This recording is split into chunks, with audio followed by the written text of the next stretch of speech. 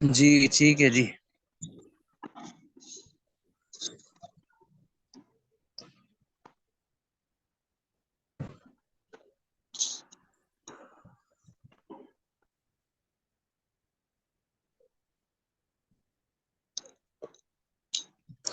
شروع کر رہے ہیں جی اب ہم۔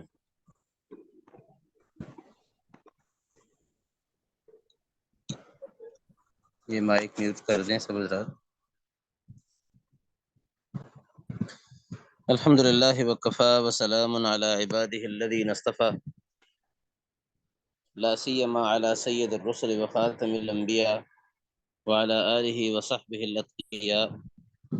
اما بعد فاعوذ باللہ من الشیطان الرجیم، بسم اللہ الرحمن الرحیم، والفجر وليال عشر والشفع والوتر واللیل اذا یسر هل فی ذلک قسم لذی حجر الم تر کیف فعل ربک بعاد صدق اللہ العظیم۔ آج ہم سورۃ الفجر سے آغاز کر رہے ہیں اور 30ویں پارے کا آخری جو آدھا پارہ ہے وہ باقی ہے۔ الفجر کی قسم اللہ تعالیٰ نے کھائی ہے، فالفجر قسم ہے فجر کے وقت کی، ولیال عشر اور 10 راتوں کی۔ فجر کا وقت چونکہ دنیا میں ایک نئی امید لے کر آتا ہے، نیا انقلاب لے کر آتا ہے اور اس وجہ سے بڑی اہمیت رکھتا ہے۔ اور 10 راتوں سے مراد ذی الحج کی پہلی 10 راتیں ہیں، والشفع والوتر اور جفت اور طاق کی قسم، واللیل اذا یسر اور رات کی جب وہ چل کھڑی ہو، هل فی ذلک قسم لذی حجر اور کیا اس میں ایک عقل والے کے لیے یہ قسم کافی نہیں ہے۔ مقصد یہ ہے کہ جب رات رخصت ہونے لگے اور یہ جو راتیں ہیں 10، ان کے اندر جو تقدس ہے، ان کے اندر یہ جو برکت ہے، یہ خود سے نہیں آئی بلکہ اللہ تعالیٰ نے اسی طرح اس کے اندر پیدا فرمائی ہے۔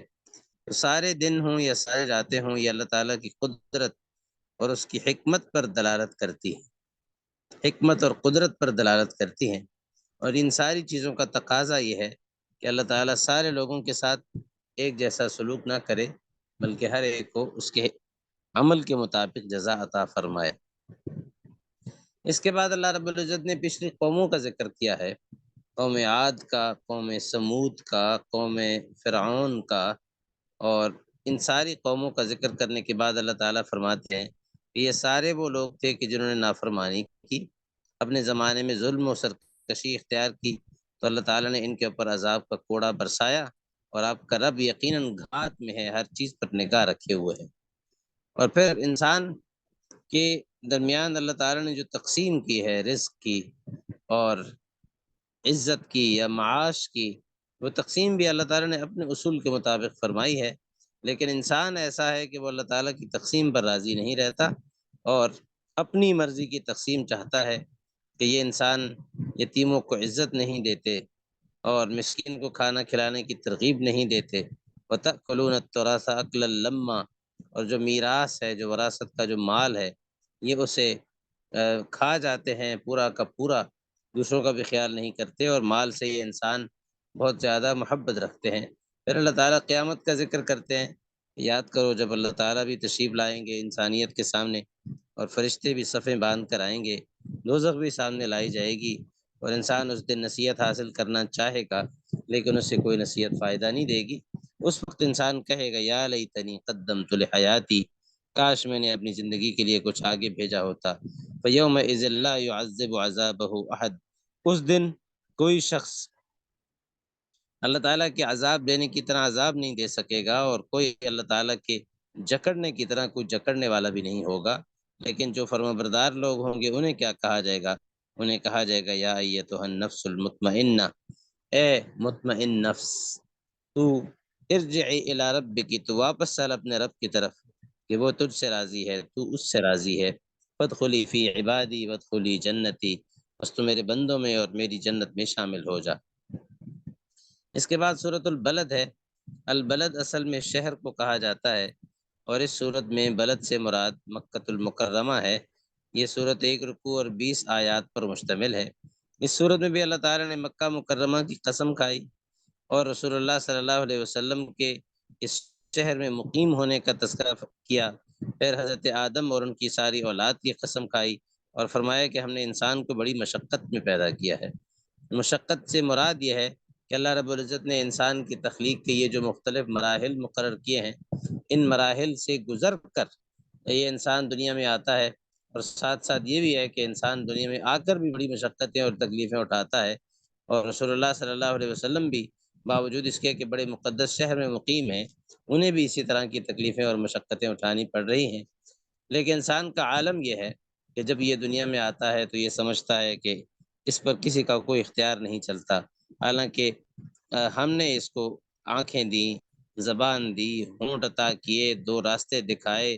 اور پھر اس کے باوجود یہ انسان اللہ تعالیٰ کی مرضی پر نہیں چلتا اور یہ گھاٹی میں داخل نہیں ہو سکتا۔ اور انسان کو کیا معلوم کہ یہ گھاٹی کیا ہے؟ گھاٹی عام طور پر 2 پہاڑوں کے درمیان جو راستہ ہوتا ہے نا، اس کو کہا جاتا ہے۔ جنگ کے دوران ایسے راستے کو دشمن سے بچنے کے لیے اختیار کیا جاتا ہے، اور یہاں جو گھاٹی میں داخل ہونا ہے اس سے مراد نیکی کے کام کرنا ہے، نیک اعمال کی طرف متوجہ ہونا ہے۔ چونکہ یہ گھاٹی میں داخل ہونا بھی گھاٹی میں دشمن سے بچنے کے لیے داخل ہوا جاتا تھا، تو یہ جو یہاں گھاٹی جس میں داخل ہونے کا ذکر کیا جا رہا ہے، یہ گھاٹی انسان کو اللہ تعالیٰ کے عذاب سے بچنے میں مدد دیتی ہے۔ آخر میں اللہ رب العزت نے دائیں طرف والے اور بائیں طرف والے لوگوں کا ذکر کیا اور کچھ نیکیاں ذکر کیں جو انسان کو فائدہ دیتی ہیں۔ ایک غلام کو آزاد کرنا، اور بھوک کے دن کسی کو کھانا کھلانا، کسی یتیم کو جو رشتہ دار ہو، یا کوئی مسکین جو خاک زدہ ہو، اور پھر ایمان لانا، ایک دوسرے کو صبر کی تلقین کرنا اور ایک دوسرے کو رحمت کی تلقین کرنا۔ جو لوگ یہ کام کریں گے یہ رائٹ سائڈ والے ہیں، یہ دائیں طرف والے ہیں، اور جو اس کے برعکس کام کریں گے وہ بائیں طرف والے ہیں، اور انہیں دوزخ میں داخل ہونا ہوگا۔ اس کے بعد سورۃ الشمس ہے۔ اس سورت کے آغاز میں اللہ رب العزت نے چونکہ سورج کے نام سے قسم کھائی ہے، اس لیے سورت کو الشمس کے نام سے یاد کیا جاتا ہے۔ 1 رکوع اور 15 آیات پر مشتمل ہے۔ اس سورت کی خاص بات یہ ہے کہ اللہ رب العزت نے متضاد چیزوں کی قسمیں کھائی ہیں، سورج کی، چاند کی، دن کی، رات کی، آسمان کی اور زمین کی، یہ بتانے کے لیے کہ انسان بھی دنیا میں جو زندگی بسر کرتے ہیں ان کے اندر بھی متضاد خوبیاں اور متضاد خصلتیں پائی جاتی ہیں۔ انسان کے اندر نیکی کا جذبہ بھی ہوتا ہے، برائی کا جذبہ بھی ہوتا ہے، اور انسان نیک اعمال کی طرف بھی متوجہ ہوتا ہے، گناہوں کی طرف بھی متوجہ ہوتا ہے۔ اس کے اندر فسق و فجور کا جذبہ بھی ہے، تقویٰ کا جذبہ بھی ہے، یہ سب اللہ تعالیٰ نے انسان کے اندر رکھا ہے۔ اب ان میں سے جس صلاحیت کو انسان تقویت دے گا، جس صلاحیت پر محنت کرے گا، اگر یہ تقویٰ پر محنت کرے گا تو یہ فرشتوں سے آگے بڑھ جائے گا، اور اگر یہ فجور میں محنت کرے گا تو یہ شیطان سے بھی آگے نکل جائے گا۔ تو اللہ رب العزت نے اس کی پھر مثال بھی دی ہے کہ قوم سمود میں بھی ایک شخص تھا کہ جس نے حضرت صالح علیہ السلام کی اس اونٹنی کو، جسے اللہ تعالیٰ نے اپنی اونٹنی قرار دیا ہے، اس کو ذبح کیا اور اسے قتل کیا، اور اپنی بدبختی کے اوپر مہر لگا دی۔ تو فَكَذَّبُوهُ فَعَقَرُوهَا، تو اللہ تعالیٰ نے جب سزا دی تو پھر اللہ تعالیٰ تو جب سزا دیتے ہیں تو فَلَا يَخَافُ عُقْبَاهَا، اللہ تعالیٰ تو پھر اس کے انجام سے نہیں ڈرتے۔ دنیا میں جب کوئی کسی کے ساتھ کوئی جھگڑا پیدا کرتا ہے، کوئی تنازع پیدا کرتا ہے، تو یہ بھی دیکھتا ہے کہ سامنے والے کی طاقت کتنی ہے کہ اسے جو ری ایکشن ہے اس کا بھی اندازہ ہو سکے، لیکن اللہ تعالیٰ یہ نہیں دیکھتے کیونکہ انہیں کسی کے رد عمل کا کوئی خوف نہیں ہوتا۔ اس کے بعد سورۃ اللیل ہے۔ یہ سورۃ اللیل مکی صورت ہے، 1 رکوع اور 21 آیات پر مشتمل ہے۔ اس صورت میں بھی اللہ رب العزت نے بالکل اسی طرح پچھلی صورت کے انداز کے ساتھ اسی طرح 2 مختلف متضاد چیزوں کی قسمیں کھائیں، اور پھر اس کے بعد 2 مختلف صفات کا ذکر کیا۔ انسان کی دنیا میں جو جد و جہد ہے، جو محنت ہے، اس کی جو سٹرگل ہے،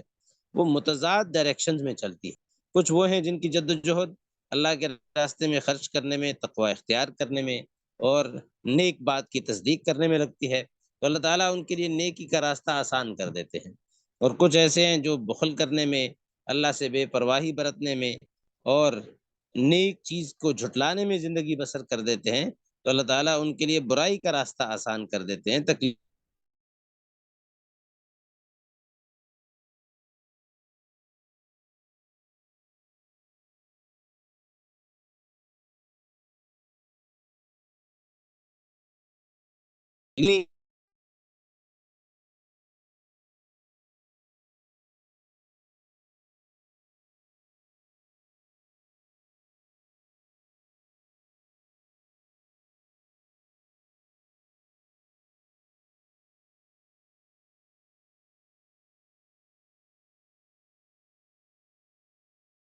ذکر کیا ہے، حضرت ابوبکر صدیق رضی اللہ تعالیٰ عنہ کا تذکرہ بھی اسی صورت کے اندر موجود ہے، کہ جن کا ذکر کرتے ہوئے اللہ تعالیٰ فرماتے ہیں کہ یہ ایک اللہ کا ایسا بندہ ہے کہ جو اللہ کی رضا کے لیے مال خرچ کرتا ہے۔ یہ جب مال خرچ کرتا ہے تو اس لیے نہیں کرتا کہ اس نے کسی کا بدلہ دینا ہے، کسی کا اس کے اوپر احسان ہے کہ جس کا یہ بدلہ دینا چاہتا ہے، ایسا کچھ نہیں ہے۔ یہ جو خرچ کرتا ہے، جو کچھ اللہ کی راہ میں لگاتا ہے، وہ خالصتاً اللہ تعالیٰ کی خوشنودی اور اس کی رضا اس سے مقصود ہوتی ہے، اور کسی کی خوشنودی اور رضا اس کا مقصد نہیں ہوتا۔ الا ابتغاء وجہ رب الاعلی ولسوف یرضی، اور ان قریب اللہ تعالیٰ اس سے راضی ہو جائیں گے اور خوش ہو جائیں گے۔ وہ کسی کا احسان کا بدلہ دینے کے لیے وہ نیک عمل میں مصروف نہیں ہوتا، بلکہ صرف اللہ کو خوش کرنے کے لیے یہ کام کرتا ہے۔ یہاں علماء نے لکھا ہے کہ اس صورت میں اللہ رب العزت نے حضرت ابوبکر صدیق رضی اللہ تعالیٰ عنہ کو 17 نمبر آیت میں اتقا کا لقب دیا ہے۔ اتقا یعنی سب سے زیادہ متقی، سب سے بڑا پرہیزگار، یہ لقب حضرت ابوبکر صدیق کو دیا ہے۔ مفسرین کا اس پر اتفاق ہے۔ تو جس شخصیت کو قرآن کریم اتقا کا لقب دے، اس کا اللہ تعالیٰ کے ہاں مرتبہ اور مقام کیا ہوگا۔ اس کے بعد سورۃ الضحیٰ ہے۔ اس سورت میں اللہ تعالیٰ نے رسول اللہ صلی اللہ علیہ وسلم کو ہی خطاب فرمایا ہے، اور یہ سورت بھی مکی سورت ہے، 1 رکوع اور 11 آیات پر مشتمل ہے۔ اس میں اللہ رب العزت نے شروع میں تو متضاد چیزوں کی قسمیں کھائی ہیں، چاشت کے وقت کی اور رات کے وقت کی قسمیں کھائی گئی، اور ساتھ ساتھ یہ بتایا گیا ہے کہ حالات بدلتے رہتے ہیں۔ اس میں اشارہ ہے کہ کبھی انسان کے اوپر ایک حالت ہوتی ہے، کبھی دوسری حالت ہوتی ہے، کبھی خوشی کی، کبھی غمی کی، کبھی اللہ کی عنایات اس کی طرف پوری طرح متوجہ ہوتی ہیں، کبھی اللہ تعالیٰ کی عنایات رک بھی جاتی ہیں۔ لیکن ایسے موقع پر انسان کو اللہ تعالیٰ کی رحمت سے مایوس نہیں ہونا چاہیے۔ تو چونکہ یہ صورت نازل بھی اس پس منظر میں ہوئی کہ کچھ دن آپ علیہ الصلوۃ والسلام سے وحی رک گئی تھی، اس کی وجہ سے آپ پریشان ہوئے، اور ابو لہب کی بیوی نے آپ کو طعنہ دیا کہ لگتا ہے نعوذ باللہ کہ تمہارے شیطان نے تمہیں چھوڑ دیا ہے۔ تو اس پر یہ صورت نازل ہوئی، اور اللہ رب العزت نے اس کا جواب دیا، ما ودعک ربک وما قلی، آپ کے رب نے نہ آپ کو چھوڑا ہے اور نہ وہ آپ سے ناراض ہوا ہے، اور ہر آنے والا دن آپ کے لیے پچھلے دن سے بہتر ہی ہوگا۔ اور آپ کی زندگی آپ اٹھا کر دیکھیے، پوری سیرت طیبہ، آپ کو یہ معلوم ہوگا کہ رسول اللہ صلی اللہ علیہ وسلم ہر دن آپ کا قدم آگے ہی کی طرف جا رہا ہے، پیچھے کی طرف نہیں آیا۔ وَلَسَوْفَ يُعْطِيكَ رَبُّكَ فَتَرْضَىٰ، اور آپ کا رب آپ کو اتنا دے گا کہ آپ خوش ہو جائیں گے۔ الم یجدک یتیما فآویٰ، آگے اللہ تعالیٰ اپنی 3 نعمتوں کا ذکر کرتے ہیں کہ اللہ نے آپ کو یتیم پایا تھا شروع میں، پھر اللہ تعالیٰ نے آپ کو ٹھکانہ دیا، آپ کے پاس راہ نہیں تھی، آپ ناواقف تھے، اللہ تعالیٰ نے آپ کو راستہ دکھایا، آپ نادار اور فقیر تھے، اللہ نے آپ کو غنی کر دیا۔ اب آپ کو کیا کرنا چاہیے کہ آپ کو بھی ایسا کرنا چاہیے کہ یتیم پر آپ غصہ نہ کریں، کیونکہ آپ نے خود اپنا یتیمی کا دور دیکھا ہے، اور آپ نے چونکہ فقر و تنگ دستی بھی دیکھی ہے، اس لیے اگر کوئی سوال کرے تو آپ اسے ڈانٹیے مت، جھڑکیے مت، اور چونکہ اللہ تعالیٰ نے آپ کو ہدایت کی نعمت عطا کی ہے، لہٰذا آپ اس نعمت کو پوری انسانیت کے سامنے کھول کر بیان کرتے رہیے، اسے اللہ تعالیٰ کا انعام لوگوں کے سامنے کھول کر بیان کیجیے۔ فحدث، تو گویا ان نعمتوں کا شکر یہ ہوتا ہے کہ انسان اس نعمت کو لوگوں کے درمیان تقسیم کرے۔ اس سے ہمیں اس بات کو سمجھنے میں مدد ملتی ہے۔ اگلی سورت جو سورت الانشراح ہے، یہ سورہ علم نشرح ہے، یہ بھی 8 آیات اور 1 رکوع پر مشتمل ہے، مکی صورتوں میں سے ہے، اور اس صورت میں بھی اللہ تعالیٰ نے رسول اللہ صلی اللہ علیہ وسلم ہی کو خطاب فرمایا ہے۔